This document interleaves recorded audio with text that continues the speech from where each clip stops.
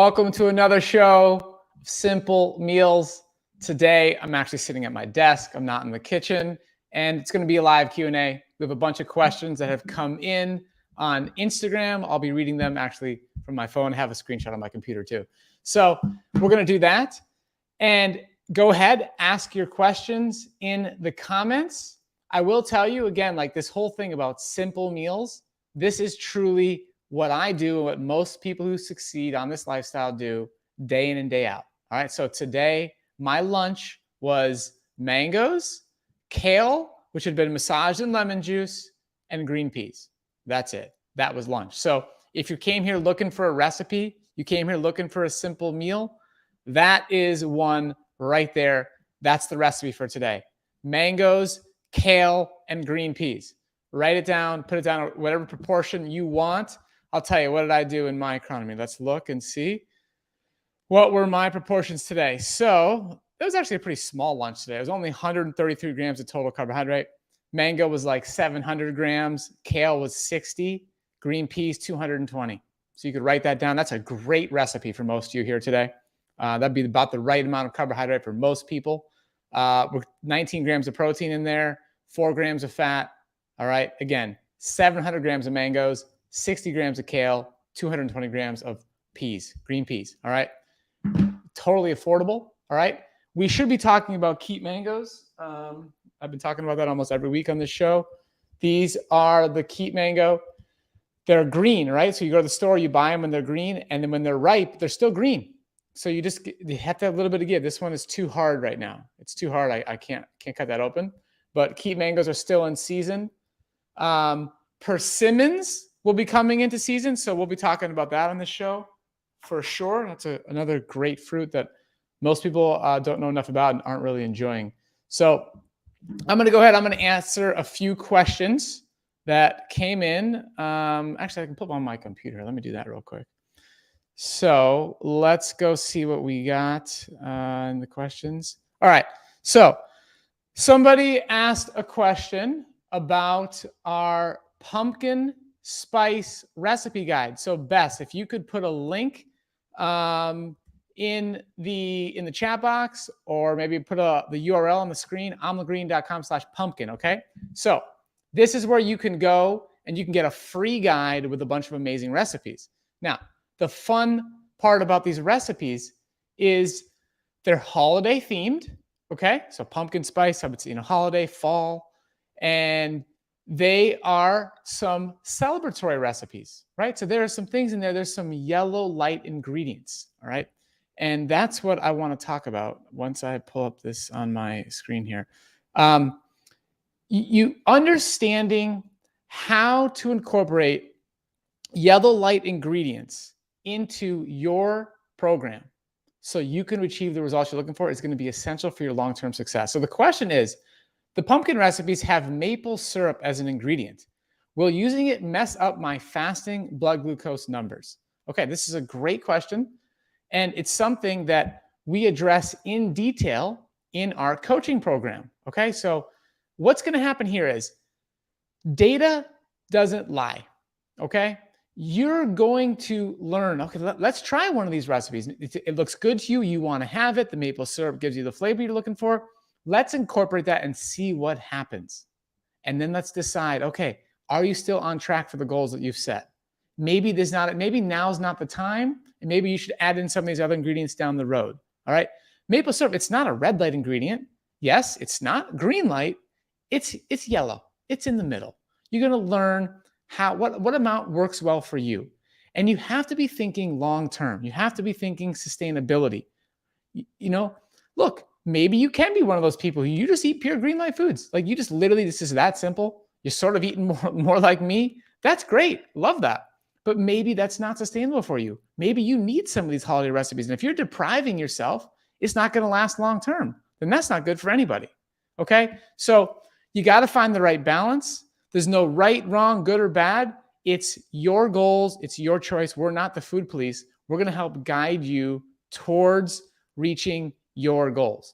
And in the coaching program, we help you set weight loss goals if you're looking to lose weight. We help you set goals for your fasting blood glucose readings. What are we looking for? What changes are we trying to accomplish? Okay. So just so you're clear, when people come into our program, this is all documented in our book. Okay, you can get a copy of our book anywhere books are sold. You can also listen to us read the book on Audible or Google Play, wherever you get your audiobooks. I think even Spotify now is doing audiobooks. So we read the book. It was super fun. But in the book, we talk about how you can reduce your medications in conjunction with your doctor. And so if you're living with type 2 diabetes and you're using some oral medications and you're looking to reduce them, what we're looking for is a fasting blood glucose under 100 for 7 consecutive days. That's when it's time to contact your doctor and ask, okay, do you approve of me reducing my medication? Then your fasting blood glucose will likely go up again. And that's okay. Now you repeat the process. You continue optimizing your insulin sensitivity by following the Mastering Diabetes method. And then we go for 7 more consecutive days under 100.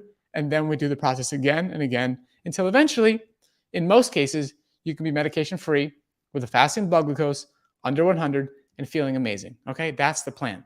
All right. So I hope this answered the question. Get that pumpkin spice recipe guide. There are some absolutely perfectly green, all green light recipes. Then there are some fun recipes with some yellow light ingredients. Totally fine. Figure out what works for you. If you're in our coaching program, talk to your coach about it. Assess your results. Like when you're in our program, you text your fasting blood glucose to your coach every morning. So there's a conversation about what's going on with your fasting blood glucose. And that's how we, again, assess progress and make objective decisions. All right. So that's right. This is on the screen now. You can see, you can go to our page, you can set up a call, and you can learn about our coaching program. You'll talk to an enrollment specialist. You'll just simply, you can scroll down. I think it's a screenshot or is that the page? If you can scroll down, I think it's a screenshot. Okay, sorry. It's a screenshot. But when you go to that page and you scroll down, you'll see a scheduling device or a scheduling tool. It's called Calendly. You can book a call, and those calls are like very hard to get right now. So it's actually about a week in advance. So if you want one, you got to grab one now before you'd have to wait even longer. So take advantage of that. All right, next question. Another person asked the same question about maple syrup. I hope I answered that. There's a question about Ezekiel bread. All right. So again, these are great questions. They're mainly centered around yellow light foods. And the energy is like, is it okay? How much can I have? Most people asking a question like that, they want to have that food, right? You wouldn't ask that question unless you want to put it in your diet. So that's a great self-awareness moment to ask yourself, okay, how important is this for me to continue to succeed? And so Ezekiel bread is one of the best breads you could possibly have. Okay. So it's fantastic. Lots of great flavors. It's a sprouted bread. So that'd be one of the best options where the red light breads would be like Wonder Bread or something like that. Okay. You want to stay away from that garbage and go for the higher quality breads. Okay. All right. Let's see. Are there any questions that came in the on the live? Maybe I should answer some of those. All right. Silly question. Can insulin-dependent dogs benefit from the Mastering Diabetes method as well? That's a great question. I can't say I'm an expert on this topic. I would believe the answer would be yes. I do know that there are definitely vegan dogs or plant-based dogs. I know that's a real thing. So I would do some Googling. That's the best recommendation I can make. I'm sorry. But yes, I imagine a better diet would help your dog improve their health. And it's funny how really the only animals that end up with diabetes, cats or dogs, are domesticated ones, right? They're eating our junk food or the junk food that's being produced in those, in the animal food bags. So check it out. All right. What do you eat when you're sick and insulin sensitivity goes down? My blood goes through the roof when sick. Okay. So I would say, first off, let's do everything we can to reduce the amount of occurrences of getting sick. And you can do that through following a nutrient-dense diet. I would consume amla green every single day for boosting your immunity. And I'll just try and prevent that because I used to get sick all the time. So I took Nasonex, I took Claritin D year round, and I would still get sick every single year, all the time. It was very frustrating. I changed my diet. I don't get sick. Okay. It's very, very rare that I would get sick. All right. So let's start there. Then when you do get sick, again, do everything you can to take care of yourself. Nutrient dense diet, lots of rest, lots of water rich foods, lots of antioxidants. Take care of yourself. Get it over with as soon as possible. And use decision trees. Use decision trees to document exactly what's happening so you can make a better insulin dosing decision at your next meal. All right. So these are in the book. Okay. Decision trees. See if I can get that. It's going to be hard to see, but it's in the appendix of the book. These examples, we teach you exactly how to do it. We walk you through examples. Like you can read it word for word and really understand how to use a decision tree, but that informs your next insulin dosing decision at the next meal. It's very enlightening. So yeah, your ratios are going to change when you're sick, and be on top of it for a few days. Usually when you're sick, you have some downtime. You might not be working. It's a good time to really hone your skills of using decision trees and make some better decisions. Okay, here we go. Is diabetes really reversible? So I highly suggest you check out, number one, our book. Okay, then also the testimonials on our website, so you can see examples of people who have completely reversed type 2 diabetes and completely reversed pre-diabetes. Those two conditions are absolutely reversible in the majority of cases. I would say pre-diabetes in almost 100% of cases because you caught it early enough. Type 2, it depends how long you have been living with type 2 and how exhausted your beta cells are. So we wrote an article about the C-peptide test, and the title of the article is that it's basically the most important test for diabetes, which we believe to be true. And the C-peptide test will help you understand, are you producing sufficient quantity of endogenous insulin? Is your pancreas producing sufficient quantities of insulin for you to manage your blood glucose without external medications and eventually get to the point where you have a non-diabetic A1C with no added medication?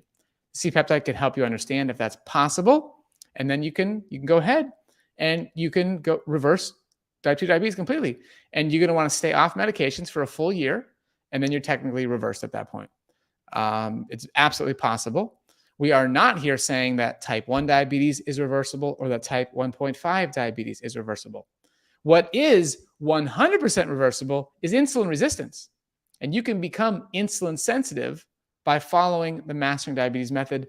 No question about that. That is in your full control, and you can actually measure that quite easily by assessing, especially if you're using insulin. But insulin sensitivity, you can measure. We have an amazing article called PLAF. Okay, it's an article where you can understand the metrics you must hit to know that you're officially insulin sensitive. So PLAF is the acronym, and let's see if I can get a link for that real quick. But so let's see here. There we go. Boom. I'm going to copy this link into the chat box so you guys can see this. Let's see. Maybe I can't. I have to send it to Bess. How about that? Boom. And then Bess can put it on the screen. Okay. Let's see. We have 6 minutes left. Let's see if I can get through a few more questions here. What do we have next? My A1C has been 8.1 for over a year, and I'm trying to figure this out. I'm only 135 pounds, I assume, 5 feet 7 inches, and don't do sugar and minimize breads, carbs, etc. What do I do next? Okay, so it seems like what you're saying is you're either at your ideal weight or you might be underweight. I would suggest that you get a C-peptide test. It is possible that you have been misdiagnosed. You might be living with type 1.5 diabetes. So that C-peptide article is critical. We've seen this happen over and over and over again. People come to us who are either at their ideal weight or underweight and have an elevated A1C. They're eating well, and they were told they have type 2 diabetes because their A1C was elevated. And unfortunately, that's a doctor that is not practicing the standard of care. Standard of care would be, at that point, you really must check insulin production. And then if that's low, then also check diabetes antibodies. So based on the limited information I have for you, that's the recommendation. All right. I have insulin resistance and PCOS. What can I do? Okay. You can Google PCOS Mastering Diabetes, because I want to make sure you guys have full resources. And we have an article called The PCOS Diet Ultimate Guide, Best and Worst Foods. All right. So I would recommend reading that article. I'd also recommend picking up a copy of our book. But again, it's amazing how all these different conditions, I have high blood pressure, I have high cholesterol, I have PCOS, I want to lose weight, I have high blood pressure, I have neuropathy, all these conditions. And people joked about us all the time. They were like, you know what? You should just call the book Mastering Everything. This method is designed to help you maximize your insulin sensitivity. And that is the cornerstone. That's the basic first step for any of these conditions. Of course, there are other nuances. There are other things to address, which you can read in the article.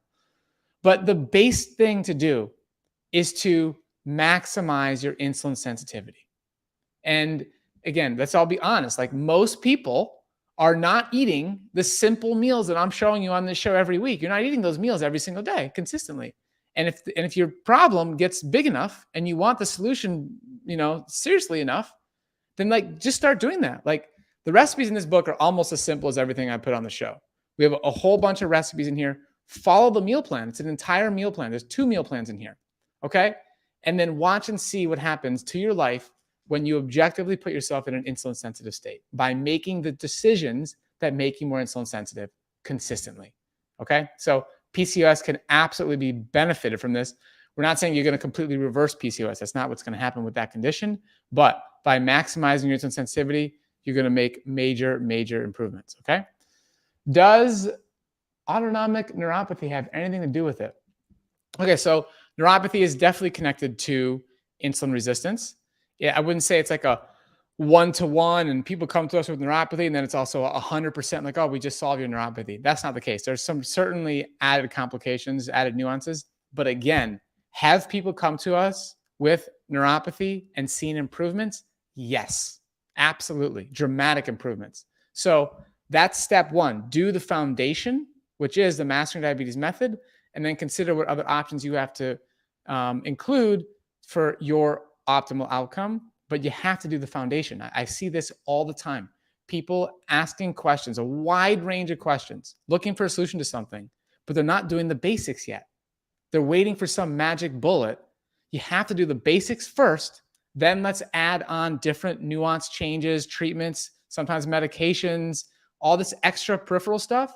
That has to be in addition to the foundation. Don't expect to do all these other things and it's going to overcome a poor diet or an inconsistent diet or a diet that's making you insulin resistant. It's not going to solve the problem. Okay. All right. Eating green light foods, I still find myself reaching my protein limits through beans, greens, mushrooms before the end of the day. I obviously can cut back on the beans, but I know they are good for me. How do I balance this out more? Okay. This is an interesting question. I don't think I've ever had somebody ask of being concerned that they're getting too much protein from green light foods. That's a fascinating question. I wouldn't worry about it. I can't imagine that there's any negative impact of you consuming whatever. I mean, you must be going above like your RDA or something. You must have some setting in your economy that's alerting you to like, oh, wow, I'm having more protein than recommended. I wouldn't worry about it if it's coming from green light foods and you're feeling good and you're not having any symptoms. So kudos to you. That's great. I'm glad you're getting plenty of protein. All right. Okay. I'm going to need a colonoscopy soon. How do I manage this process with the MD diet? Okay. Actually, watch this. So Will Bolskowitz, here we go. Then we're going to type that. Then we're going to type in forks over knives, colonoscopy. All right. How to prep for your colonoscopy. Watch this. Boom. Bess will put this article in the comments.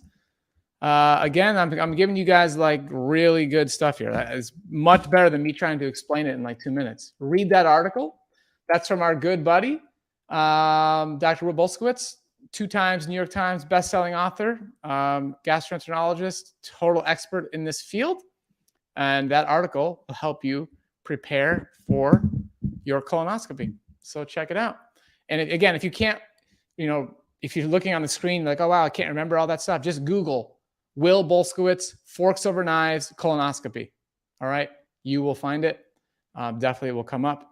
And that's a great resource for how to do that. Okay. Let's see. I'm going to do one more question. This will be the last question. I eat 100 grams brown sugar and 600 milliliters of water for breakfast every day. Was diagnosed diabetic 2012. Now I feel amazing. I eat 700 grams of carbs a day, average lots of fruit and rice and veggies. That's fantastic. I'm really happy for you.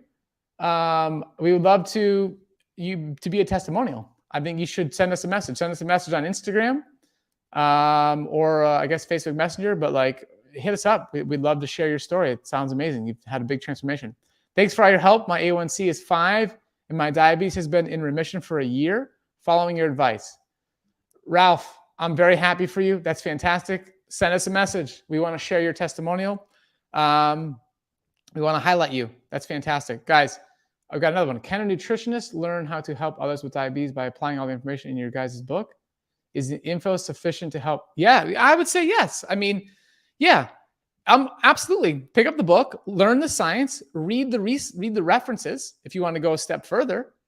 But yes, a nutritionist can absolutely learn about the Mastering Diabetes method and help people apply these principles to their life. No question about it. We've had many doctors. It's been one of the greatest compliments to hear many of our, doctor friends, nutritionist friends, like read our book and be like, wow, like I learned some things I didn't really know. And that means a lot to us. So I'm confident that you can benefit. All right, look at that. Bess just keeps on bringing the comments. Last one, Bess, last one. Here we go. Wanted to share that I have been borderline high blood pressure for a while, even with meds. Doctor visit last week, 120/64. Best in years, and A1C dropped considerably in just a few months following MD. Thanks, Robby and team. Cheryl, that's fantastic. I love these testimonials. That's fantastic. Like, keep it up. This just means everything to us. Right now, I would say we're like a small community and we want to reach more and more people, and you guys doing it and sharing your story so we can share with others, it means everything. It really does. So thank you so much. Thank you for joining today. I will see you guys next week, 1:00 p.m. Eastern, same time, same place. And don't forget about our other show every Friday, 1 p.m. Eastern as well. We have a lot of fun on that show. I'll see you guys next week.